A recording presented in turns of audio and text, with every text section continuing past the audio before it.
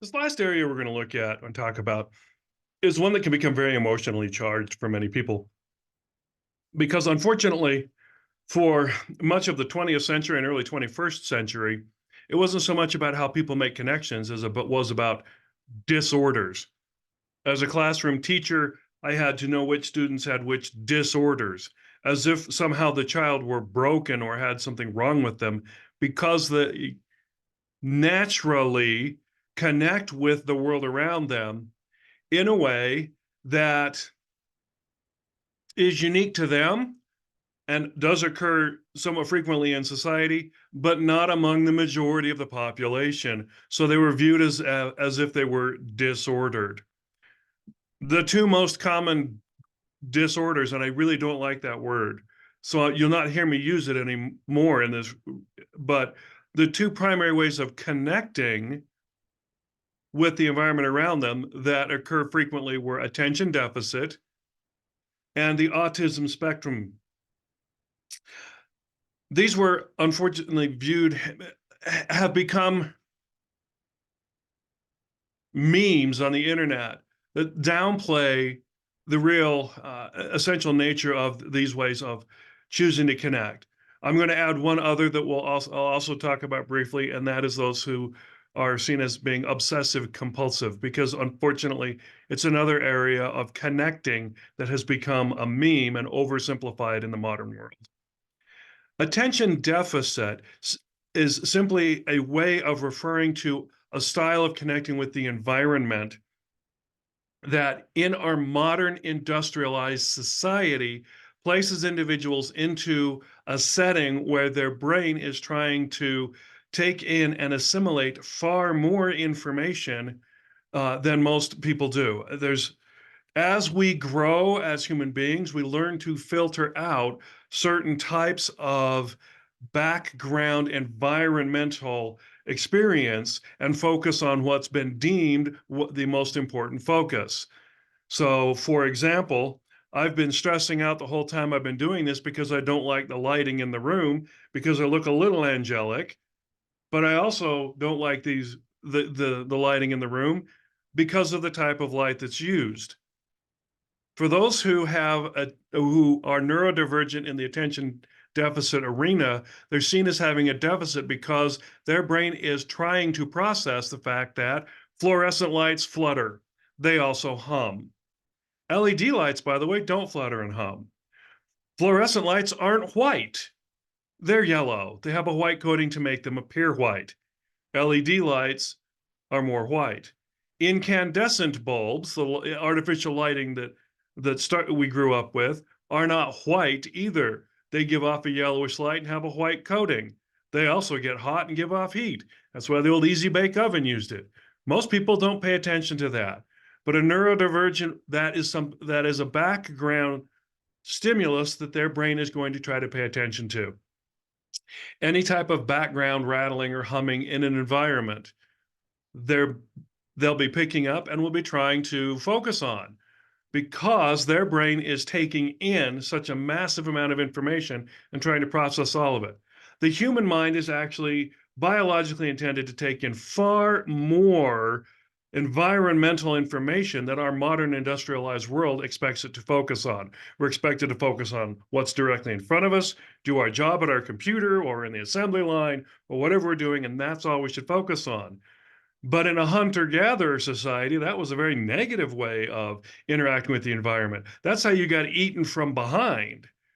So those who tend to have all this information coming in, their bodies and brain are trying to respond to it biologically. The twitching foot, the bouncing foot, the twiddling thumbs, clicking with a pen.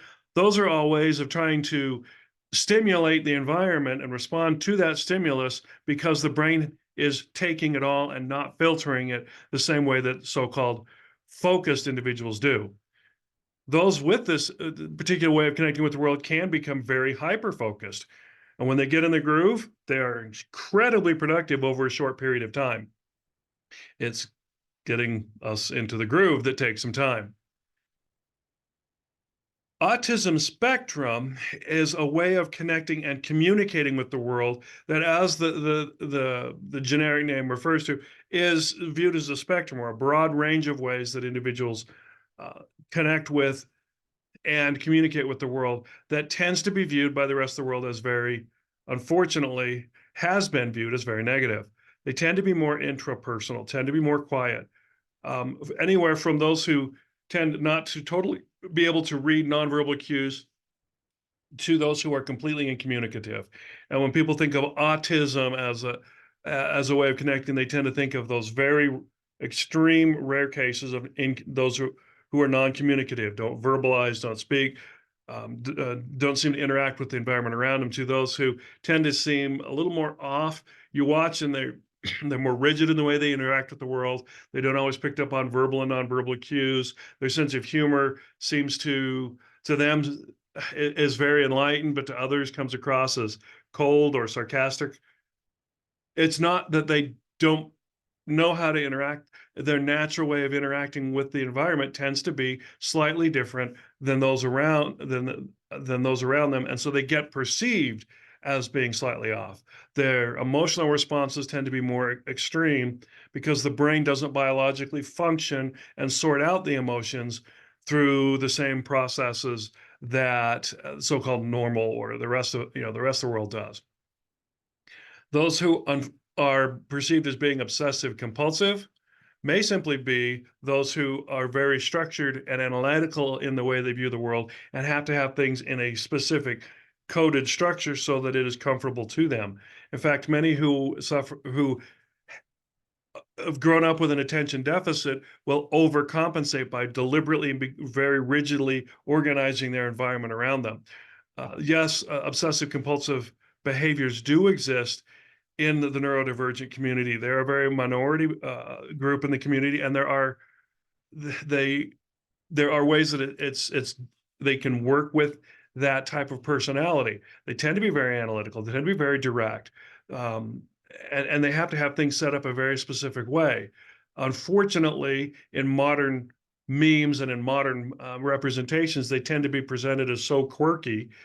Think the TV show Monk or the TV show Big Bang Theory with Sheldon Cooper, that everyone assumes that everyone within that neurodivergent group act the same.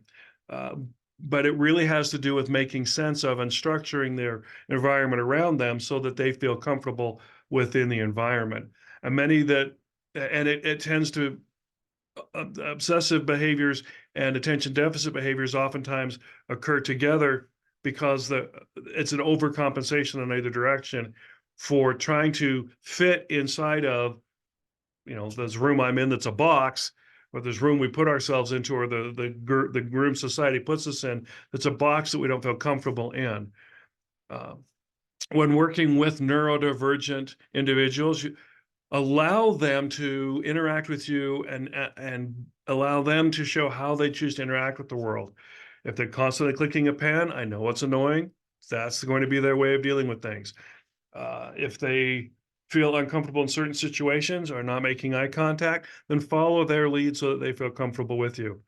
And just be aware that our modern many of these types of behaviors are very much a function as well of the modern world that we are in, where the human body was made to be outdoors, hunting and gathering and working on a farm, and a modern stick in a box, sit in a car, be stuck in very rigid social settings, their body doesn't respond to, and their brain doesn't respond to uh, in the way that most of the community does, because it's still using a um, very ancient way of responding to and connecting with the world around them.